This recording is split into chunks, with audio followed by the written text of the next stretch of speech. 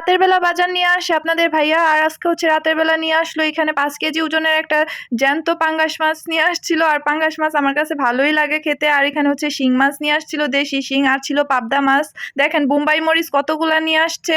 আর ছিল লিচু, লিচু নিয়ে আসছিল বাচ্চাদের জন্য। আর হচ্ছে এখানে বিভিন্ন ধরনের শাকসবজি ছিল। বড় সাইজের পাঙ্গাস মাছগুলা খেতে আমার কাছে বেশ ভালোই লাগে, যে কারণে হচ্ছে আমি বলে দিছিলাম বড় সাইজের একটা পাঙ্গাস মাছ যেন নিয়ে আসে। তো আপনাদের ভাইয়া বসে বসে আমার মাছটা কেটে দিচ্ছিল। এত বড় সাইজের মাছ তো আমি কাটতে পারবো না। বড় সাইজের মাছগুলা যখন নিয়ে আসে তখন হচ্ছে আপনাদের ভাইয়াই কেটে দেয় আমাকে মাছগুলা।